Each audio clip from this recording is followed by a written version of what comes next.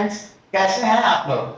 आशा करता हूँ अच्छे होंगे और मस्त होंगे। स्टूडेंट्स, मैं आपका शिवम भैया, बायोलॉजी फैकल्टी, आपके अपने प्लेटफॉर्म यूप्लस कैरियर इंस्टीट्यूट पे वेलकम करता हूँ। स्टूडेंट्स, आज हम पढ़ने वाले हैं क्लास 10th या फिर 12th, दोनों में चैप्टर आता है जिसका नाम है जेनेटिक्स। स्टूडेंट्स, इस जेनेटिक्स में आज हम पढ़ेंगे मोनोहाइब्रिड क्रॉस के बारे में। स्टूडेंट्स, जो क्या होता है, हमारे इस चैप्टर का बहुत ही इंपॉर्टेंट टॉपिक होता है मोनोहाइब्रिड क्रॉस हो या फिर डाइहाइब्रिड क्रॉस हो।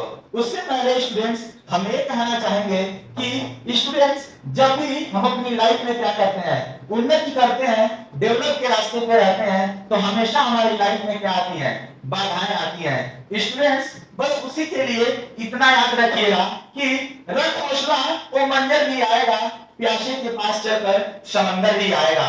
स्टूडेंट्स, रख हौसला वो मंजर भी आएगा, प्यासे के पास चलकर समंदर भी आएगा। रास्ते में आने वाली किसी भी कठिनाई से मत घबराना स्टूडेंट्स, रास्ते में आने वाली किसी भी कठिनाई से मत घबराना स्टूडेंट्स, बस मेहनत करता जा, देखना एक दिन तुझसे मिलने हो सितारा भी आएगा, सितारा भी आएगा।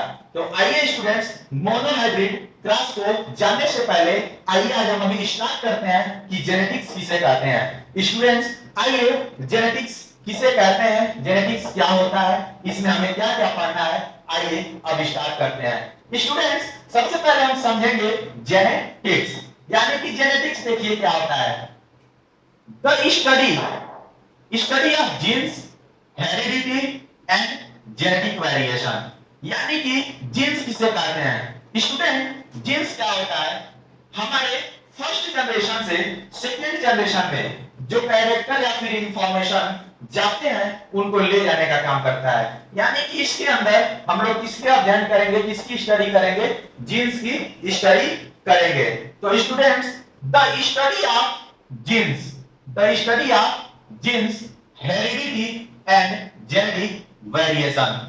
हमने स्टूडेंट समझ लिया जीन्स किसे कहते हैं। जीन्स क्या होता है, जब फर्स्ट जनरेशन से सेकेंड जनरेशन में जो इंस्ट्रक्शन आते हैं उसको ले जाने का काम कौन करता है, जीन्स करता है। तो जीन्स का मतलब आपने समझ लिया। अब अगला आता है क्या, हेरिडिटी। हेरिडिटी देखिए स्टूडेंट्स क्या कहते हैं, हेरिडिटी ट्रांसमिशन ऑफ कैरेक्टर्स, यानी कि कैरेक्टर्स का क्या होना, ट्रांसफर होना from first generation to second generation या फिर नेक्स्ट जनरेशन। यानी कि स्टूडेंट्स, जो कैरेक्टर या फिर जो लक्षण मम्मी पापा से उनके आने वाले ऑफस्प्रिंग में जाते हैं, इसी को हम लोग क्या कहते हैं, हेरिडिटी कहते हैं। यानी कि transmission of characters from first generation to second generation is called heredity. Students, जो लक्षण मम्मी पापा का उनके मतलब ऑफस्प्रिंग में जाता है या फिर उनके बच्चों में जाता है, वही जाने की क्रिया क्या कहलाती है, हेरिडिटी कहलाती है। और वो इंस्ट्रक्शन और कैरेक्टर कौन लेके जाता है, जीन्स ले जाता है। अब अगला आता है जेनेटिक वेरिएशन। तो स्टूडेंट्स, जेनेटिक वेरिएशन देखिए क्या होता है। जेनेटिक वेरिएशन, सबसे पहले मैंने इसका डिफिनीशन भी आप लोग के पास लिख दिया है, अगर आपको नोट्स करना हो तो आप लोग नोट भी करते रहिएगा। स्टूडेंट्स, आइए अब डिफिनीशन से ही हम समझते हैं कि सबसे पहले हेरिडिटी क्या होता है। बोल रहा है कि हेरिडिटी ट्रांसमिशन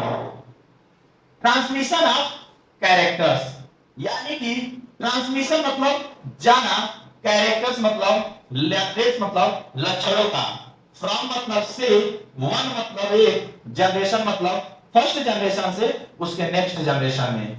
यानी कि लक्षणों का क्या होना, उसके फर्स्ट जनरेशन से उसके सेकेंड जनरेशन यानी कि नेक्स्ट जनरेशन में लक्षणों का जाना क्या कहलाता है, हेरिडिटी कहलाता है। स्टूडेंट्स, यानी कि कहने का मतलब यह है कि कुछ सिमिलरिटी ऐसी होती है जो मम्मी पापा के उनके बच्चों में दिखती है या फिर उस ऑफस्प्रिंग में दिखती है।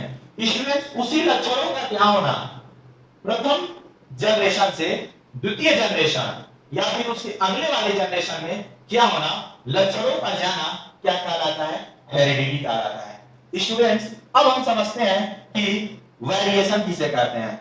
वेरिएशन देखिए किसे कहते हैं, द डिफरेंसेस इन, कुछ ऐसे अंतर होते हैं जो क्या होते हैं, या फिर कुछ ऐसे लक्षणों में अंतर होते हैं कुछ ऐसे लक्षण होते हैं जो क्या होते हैं, डिफरेंस होते हैं, डिफरेंसेस इन कैरेक्टर, यानी कि लक्षणों में क्या होना, डिफरेंस होना, किनके किनके बीच, the parents and offspring. Students, variation उसे कहते हैं, कुछ लक्षण ऐसे भी होते हैं जो पेरेंट्स और ऑफस्प्रिंग से क्या होते हैं, अलग दिखते हैं, तो उन लक्षणों को क्या कहते हैं हम लोग, वेरिएशन बोलते हैं।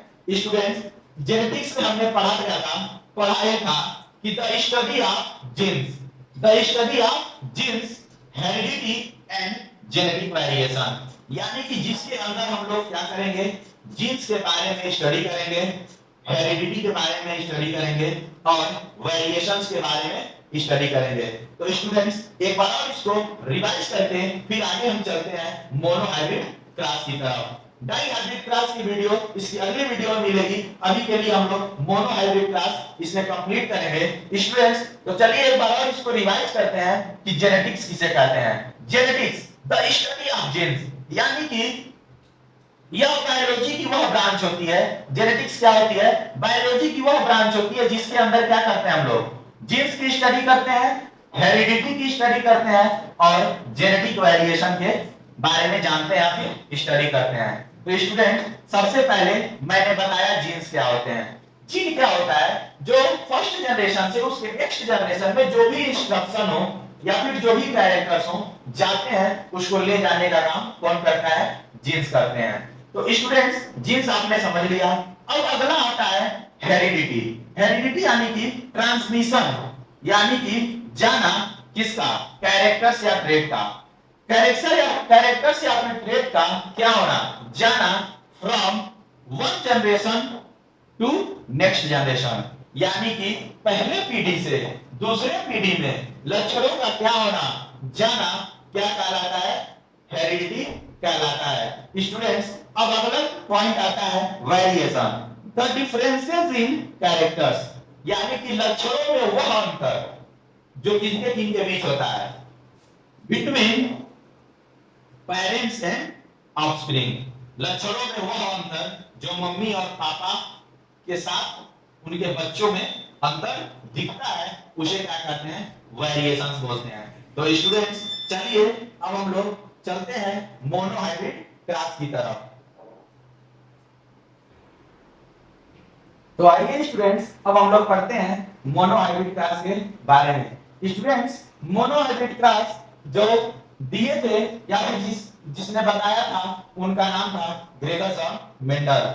स्टूडेंट्स, आइए हम देखते हैं कि मोनोहाइब्रिड क्रॉस को बताने के लिए उन्होंने जिस प्लांट का यूज किया था उस प्लांट का नाम था पी, यानी कि मटर। यानी कि स्टूडेंट्स, मटर का जब यूज कर रहे थे क्रॉस कराने के लिए, तो स्टूडेंट्स उन्होंने कुछ लेटर का यूज किया था। तो सबसे पहले आइए उस क्रॉस को करने के लिए उन्होंने जिस लेटर का यूज किया था उस लेटर को पहले हम लोग समझते हैं। तो स्टूडेंट्स, आइए पहले हम समझते हैं कि उन्होंने किस लेटर का यूज किया था। स्टूडेंट्स, जब वो क्रॉस कराने वाले थे या फिर क्रॉस करा रहे थे, तो उस समय उस क्रॉस कराने में उन्होंने क्या किया था, काल पौधे को लिया था। यानी कि काल के लिए हम लोग क्या यूज करेंगे, हमेशा काल के लिए हम लोग यूज करेंगे टी, और उन्होंने ड्वार्फ पौधे को भी लिया था जिसके लिए हम लोग यूज करेंगे स्मॉल टी। स्टूडेंट्स, अगर क्रॉस कराने में अगर कहीं ताल आता है उसके लिए हम लोग कैपिटल टी का यूज करेंगे, और अगर कहीं ड्रॉप आता है तो उसके लिए हम लोग क्या कहेंगे, स्मॉल टी यूज करेंगे।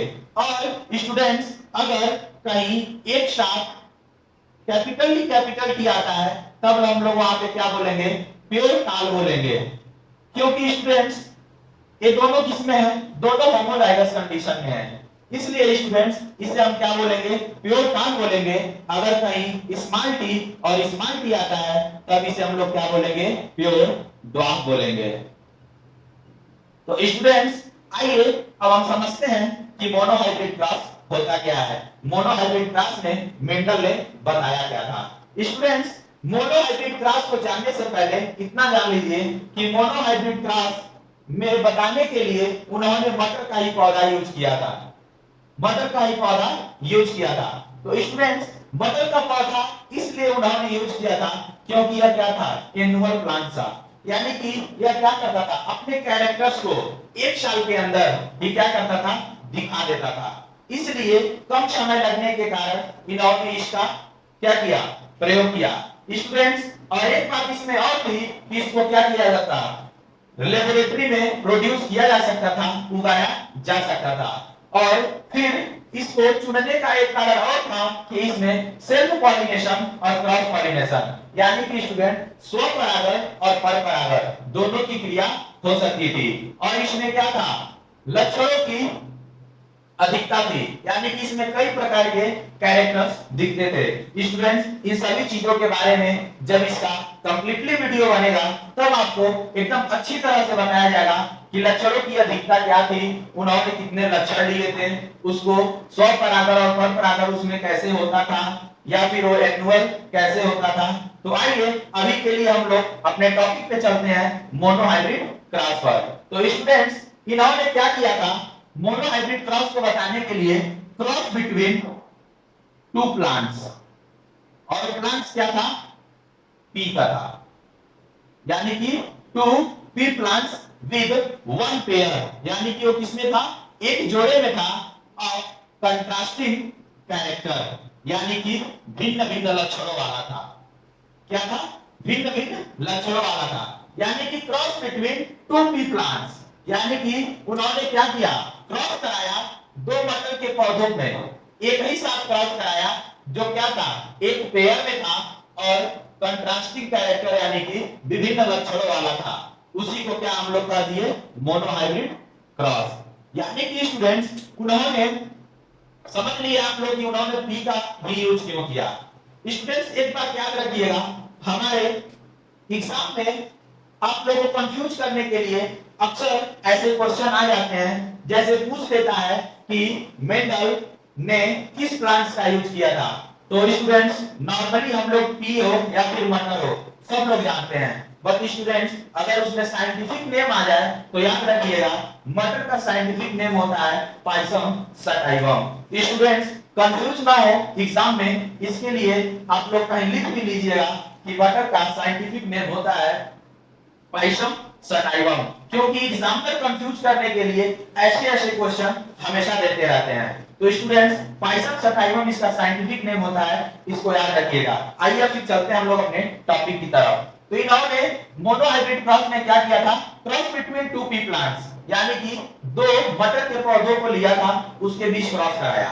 क्रॉस कराने वाले जो पौधे थे वो क्या थे, वो पेयर में थे, और साथ ही क्या थे, कंट्रास्टिंग थे, यानी कि विभिन्न विभिन्न लक्षणों वाले थे, उसी को हम लोग क्या कह दिए, मोनोहाइब्रिड क्रॉस। तो आइए स्टूडेंट्स, अब एग्जांपल से हम लोग समझते हैं मोनोहाइब्रिड क्रॉस किसे कहते हैं। तो एग्जांपल से समझने के लिए उन्होंने क्या था किया था, एग्जांपल में लिया था क्रॉस बिटवीन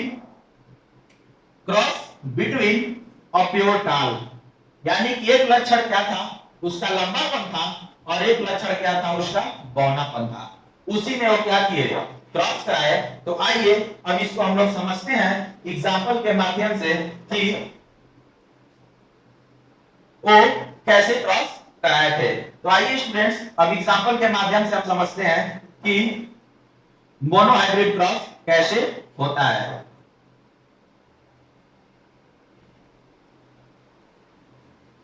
स्टूडेंट्स, उन्होंने क्या किया था, एक प्योर टाल को लिया था। तो प्योर टाल के लिए मैंने पहले ही बताया था कि कैपिटल टी और कैपिटल टी यूज करेंगे, और प्योर ड्वार्फ के लिए क्या किए थे, स्मॉल टी और स्मॉल टी लिए थे। तो स्टूडेंट्स, ये दोनों क्या है, होमोजाइगस कंडीशन में है, इसलिए क्या हो जाएगा, इसका हाफ हो जाएगा, और ये भी होमोजाइगस कंडीशन में है, इसलिए इसका भी क्या हो जाएगा, हाफ हो जाएगा। तो स्टूडेंट्स, जब वो क्या किए, इन दोनों में क्रॉस कराए, तो क्रॉस कराने के बाद उनको फर्स्ट सीरियल जनरेशन में क्या मिला, हाइब्रिड टाल, यानी कि हाइब्रिड टाल का मतलब क्या होता है, संकर लंबा। स्टूडेंट्स, वो क्या किए, जब एप्योर टाल लिए और एप्योर ड्वार्फ लिए, तो दोनों होमोजाइगस कंडीशन में थे, इसलिए वो क्या हो गए, हाफ हुए, और हाफ होने के बाद जब उसमें क्रॉस कराया गया तो जो हमारा फर्स्ट फीलियल जनरेशन यानी कि पहली पीढ़ी में जो मिला उसे क्या बोला गया, हाइब्रिड टाल बोला गया, यानी कि हाइब्रिड टाल पौधा प्राप्त हुआ। तो स्टूडेंट्स इसको बोलते हैं फर्स्ट फीलियल जनरेशन, और ये क्या है, पैरेंटल जनरेशन, और जो यहाँ पे मिल रहा है उसे हम लोग क्या बोलते हैं, गैमीट। ठीक, एक पैरेंटल जनरेशन है जिसको मोनोहाइब्रिड क्रॉस को बताने के लिए उन्होंने क्या किया, कैपिटल टी स्मॉल टी पौधे को लिया, जो क्या था, कैपिटल टी यानी कि प्योर टाल, और स्मॉल टी प्योर ड्वार्फ। तो स्टूडेंट्स ये दोनों होमोजाइगस में थे, इसलिए इसको हाफ हो गया, ये भी होमोजाइगस में था इसलिए इसका भी हाफ हो गया, और जब क्रॉस कराया गया तो फर्स्ट फीलियल जनरेशन में क्या हुआ, कैपिटल टी और स्मॉल टी यानी कि हाइब्रिड टाल प्राप्त हुए। स्टूडेंट्स इसको जो मैंने बताया है इसको 10th लेवल में क्या किया जाता है, इसको लॉ ऑफ डोमिनेंस का भी नाम दिया जाता है, यानी कि प्रभाविता का नियम भी बोला जाता है। स्टूडेंट्स मेंडल के दो नियम यानी कि प्रभाविता के नियम और पृथक्करण के नियम, ये दोनों नियम किसके अंदर आते हैं, मोनोहाइब्रिड क्रॉस के अंदर आते हैं, क्योंकि इसको बताने के लिए उन्होंने क्या किया था, एक साथ एक एक लक्षण वाले पौधों को लिया था।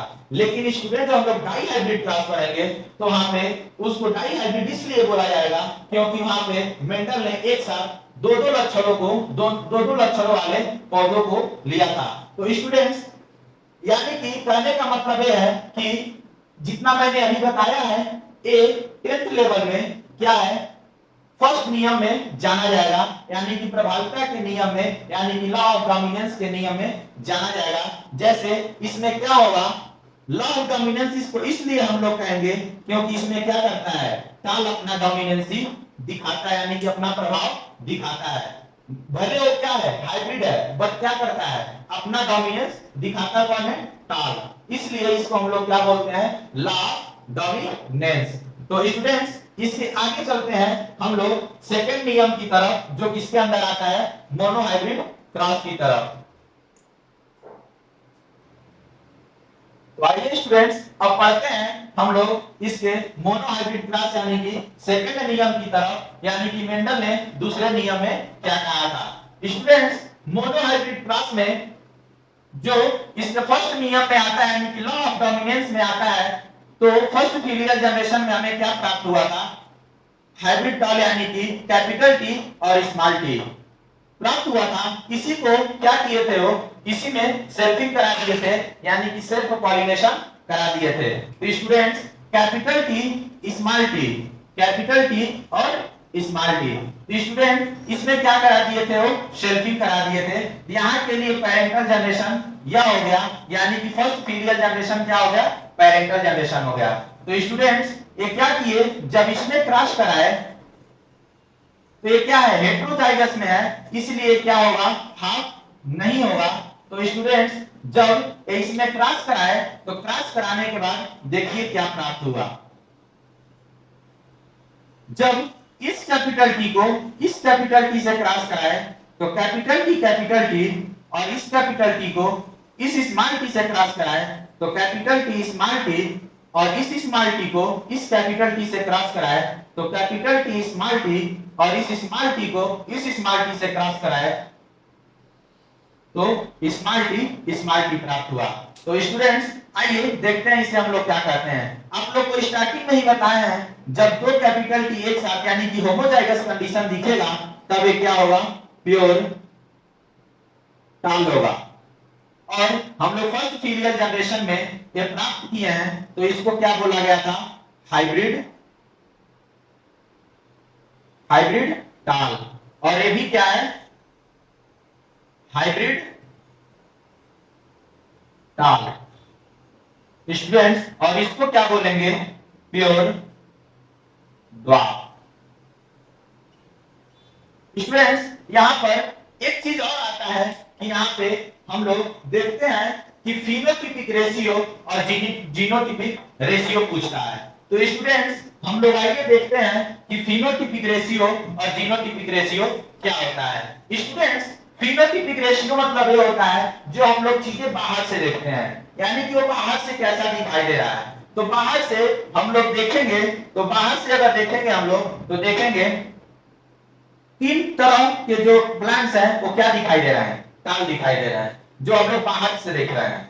बाहर से यानी कि हम लोग क्रश कराने पे जो हम लोग देख रहे हैं वो देख रहे हैं क्या है, तीन टाल हैं। इसलिए इसका क्या हो जाता है, फिनोटिपिक रेशियो, फिनोटिपिक जो रेशियो होता है वो क्या हो जाता है, 3:1। यानी कि 3:1 क्यों होता है, देखिएगा 3:1 क्यों होता है, क्योंकि इसमें 3 क्या है, टाल है, और एक क्या है, ड्वार्फ है। तो फिनोटिपिक रेशियो है, यानी कि जो हमने क्रॉस कराया और इसको फिनोटाइप से देखा तब इसका रेशियो क्या मिला, 3:1 मिला। बट अगला इसमें आता है जीनोटिपिक रेशियो, यानी कि जीन के द्वारा जो दिखाई देगा, यानी कि जीनोटिपिक रेशियो, यानी कि जीनोटिपिक रेशियो इसका क्या होता है, देखेंगे जीन की तरह से। तो एक क्या है, एक प्योर टाल है, एक क्या है, एक प्योर टाल है, और दो क्या है, हाइब्रिड टाल है, और एक क्या है, ड्वार्फ है। तो इसलिए स्टूडेंट्स इसका जीनोटिपिक रेशियो क्या होगा, 1:2:1।